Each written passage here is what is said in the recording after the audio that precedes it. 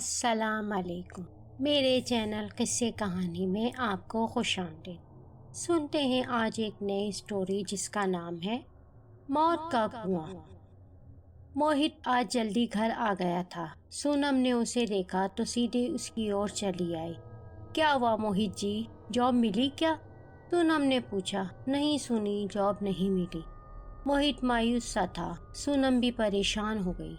पूरे 2 माह बीत चुके थे। मोहित की जॉब छूटे और वो आज तक मारा मारा फिर रहा था, मगर उसे जॉब नहीं मिल रही थी। मोहित जी चिंता मत करे, भगवान सब ठीक करेगा। सोनम फीका सा मुस्कुराई थी, मगर मोहित खामोश रहा। नहीं सोनम, भगवान कुछ ठीक नहीं करेगा। करना होता तो अब तक ठीक कर चुका होता।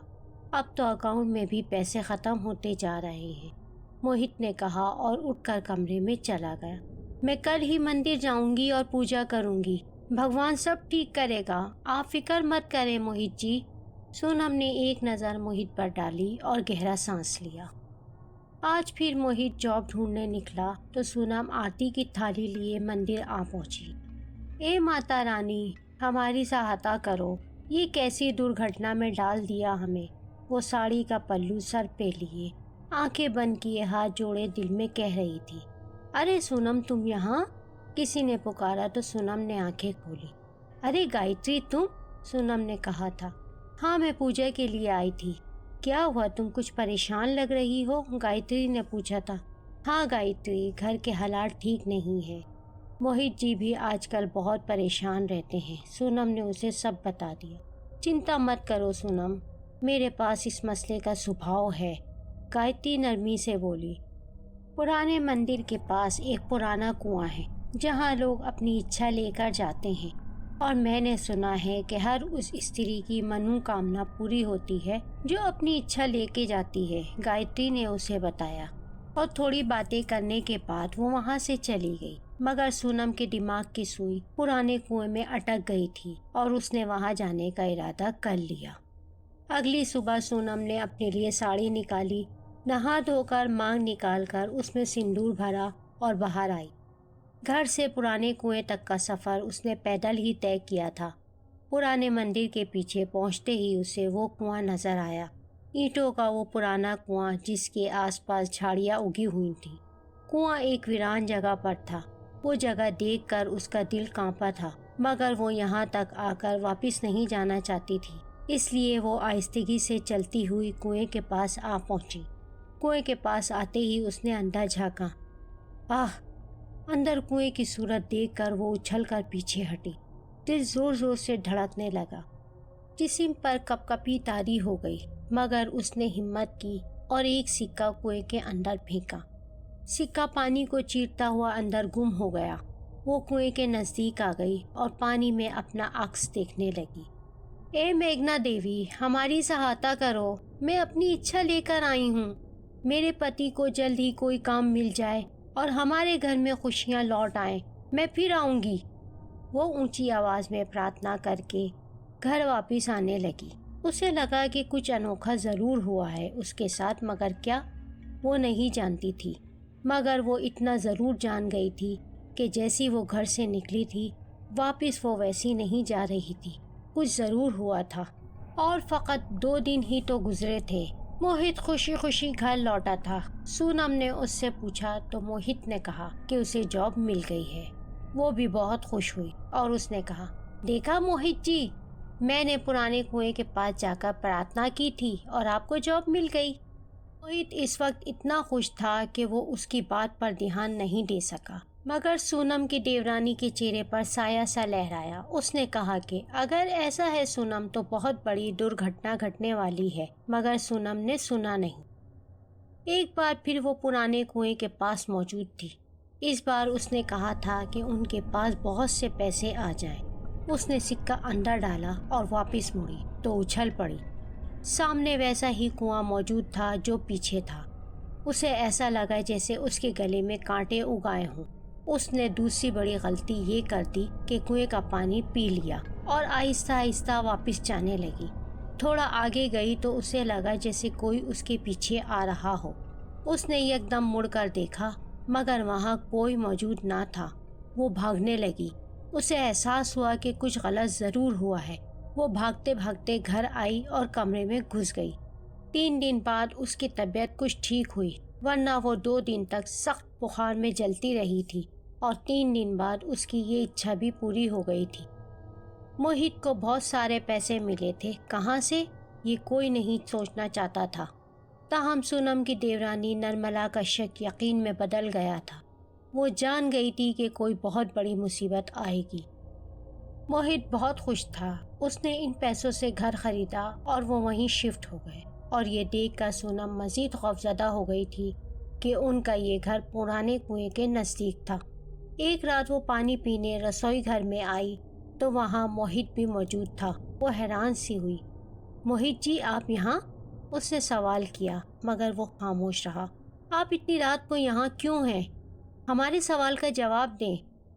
मगर वो उसी तरह खामोश इसकी तरफ पुश्त किए खड़ा रहा। सोनम ने उसको हाथ से पकड़कर मोड़ा तो उसकी चीखें निकल गईं। वो मोहित नहीं था, बल्कि वो कोई औरत थी। उसकी शक्ल इतनी भयानक थी कि सोनम की जान निकलने वाली हो गई।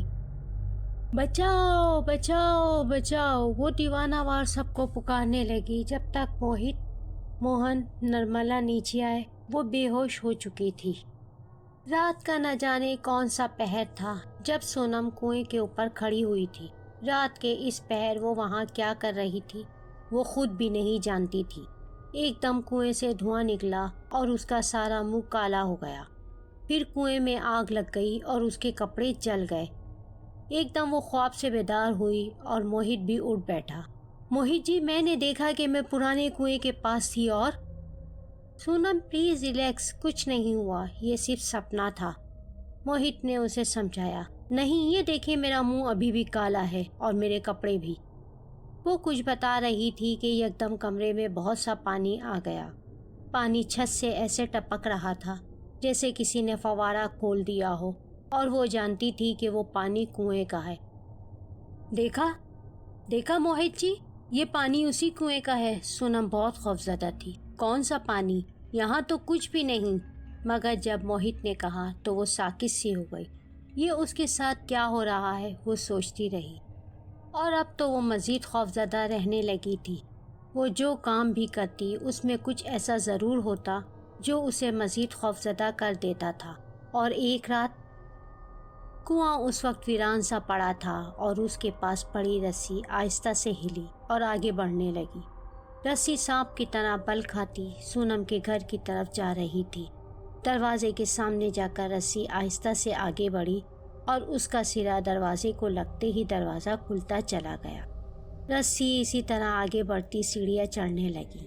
ऐन इसी वक्त नर्मला ने कमरे से बाहर कदम रखा था और ये सब देखकर वो जर्द पड़ गई। डर के मारे उसके जिस्म पर कपकपी तारी हो गई और थोड़ा आगे जाके वो छुप के रस्सी को देखने लगी। रस्सी मोहित और सोनम के कमरे में घुस गई थी। नर्मला को अपनी जान निकलती महसूस हुई। थोड़ी देर में रस्सी इसी तरह बाहर निकली और उनके पीछे नींद में सोए मोहित और सोनम भी घसीटे जा रहे थे। सीढ़ियाँ उतरते हुए दोनों की आंख खुल गई। सोनम को पहले तो कुछ समझ ना आया। जब वो समझी तो तब तक देर हो चुकी थी। मोहित भी खौफजदा था।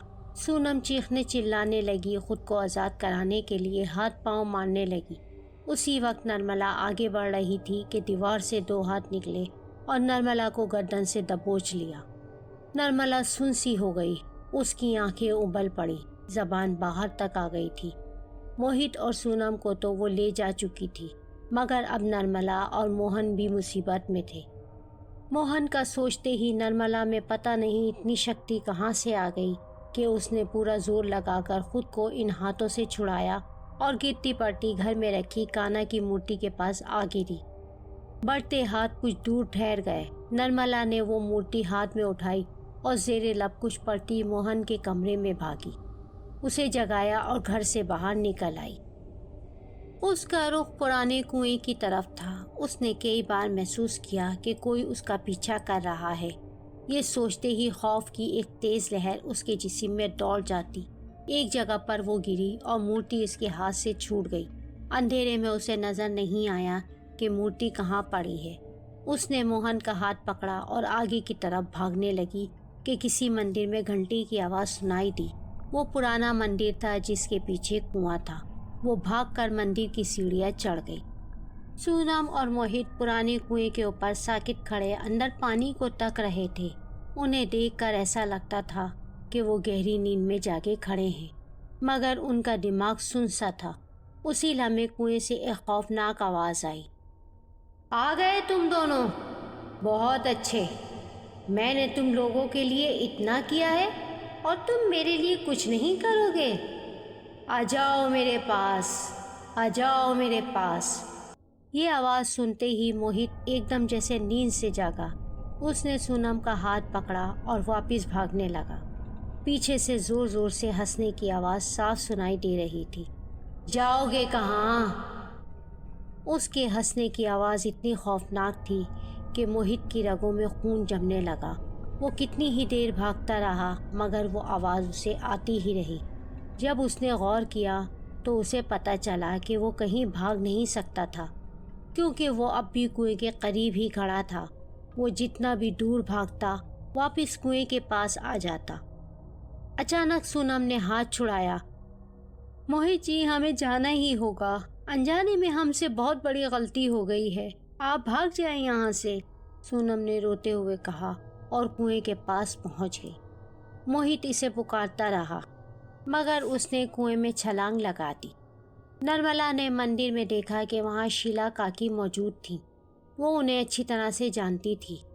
उसने आगे बढ़कर सब कुछ उन्हें बता दिया। वो कुछ परेशान सी हो गई। जब तुम्हें पता था तो तुमने सोनम को रोका क्यों नहीं?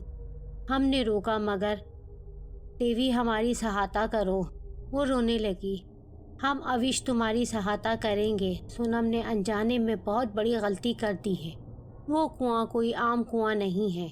वहाँ किसी बुरी आत्मा का साया है। आज से 100 साल पहले वहाँ रात के अंधेरे में मेघना नामी औरत बैठकर काली शक्तियाँ प्राप्त करती थी। आसपास के लोग अपनी इच्छा लेकर उसके पास आते थे। कोई ये नहीं जानता था कि वो कहाँ से आई है, मगर सबकी इच्छा पूरी हो जाती थी।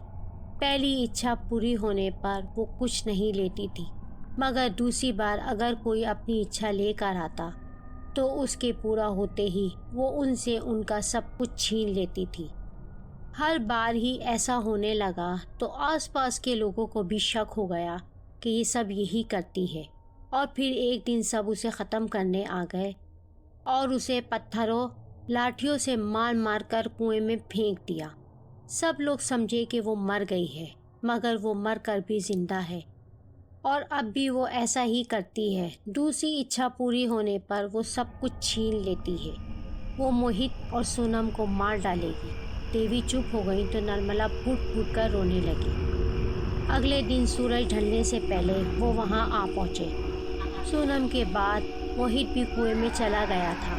देवी ने सबको एक दायरे में बिठाया और खुद आग जलाकर बैठ गई। उन्होंने आग में कुछ फेंका तो कुएं में से एक कर्कनाक चीख निकली थी, मगर देवी पुरसुकून बैठी रही। इसके बाद वो धाड़ी, तुम मुझे क्या ख़त्म करोगी? मैं भी देखती हूँ तुम क्या कर सकती हो। और फिर वाकई देवी परेशान हो गई। उसने आखिरी बार कुछ पढ़ा और कुएं से सोनम और मोहित उछलकर बाहर आए, मगर फिर वापस चले गए। कुछ देर बाद वो ऊपर आए और बाहर गिर गए। मोहित तो बाहर गिर गया, मगर सोनम फिर अंदर चली गई। एकदम तेज तेज हवा चली और वो आत्मा बाहर आ गई। इससे पहले कि वो देवी को ख़त्म करती, उसने सुर्ख मिर्ची हाथ में ली और पढ़कर उसकी तरफ फेंकी। वो चीखती हुई दूर जा गिरी, मगर फिर उठकर वो उसकी तरफ आने लगी। मोहन घर की हर चीज़ को आग लगा रहा था और बाकी पैसे वगैरह लेकर वो वहीं आ गया। इतने पैसे खर्च करने के बाद भी अभी बहुत थे। देवी ने माचिस से तीली निकाली और आग जलाकर पैसों पर फेंक दी। जैसे जैसे घर का सारा सामान और पैसे जल रहे थे, वैसे ही कुएं और मेघना को भी आग ने अपनी लपेट में ले लिया था। वो ज़ोर ज़ोर से चिल्लाने लगी। देवी कुछ देर आंखें बंद किए बैठी रही और कुछ पढ़ती रही। जब सब कुछ जल गया, उन्होंने आंखें खोल दी। आत्मा गायब हो चुकी थी। कुआं भी जल चुका था। सोनम उछलकर बाहर आ गिरी। सब उसकी तरफ दौड़े। देवी ने दोनों को चेक किया और कहा, मोहित तो ठीक है, मगर चूंकि सोनम ने ही कुएं पे आकर इच्छा मांगी थी, इसलिए उस आत्मा ने इसे ख़त्म कर दिया है। ये सुनते ही निर्मला धाड़े मार मार कर रोने लगी थी। सोनम ने अपनी ही पहली ख्वाहिश के पूरा होने के बाद दूसरी ख्वाहिश करके अपनी बलि दे दी थी। अगर आज की स्टोरी आपको पसंद आई है तो वीडियो को लाइक करके अपने दोस्तों और जानने वालों से ज़रूर शेयर करें। अगर आपने अभी तक चैनल को सब्सक्राइब नहीं किया तो नीचे दिए गए सब्सक्राइब के सुर्ख बटन को क्लिक करके साथ मौजूद बेल आइकॉन को प्रेस करें ताकि नई आने वाली वीडियोस की नोटिफिकेशन आपको बर वक्त मिल सके। शुक्रिया।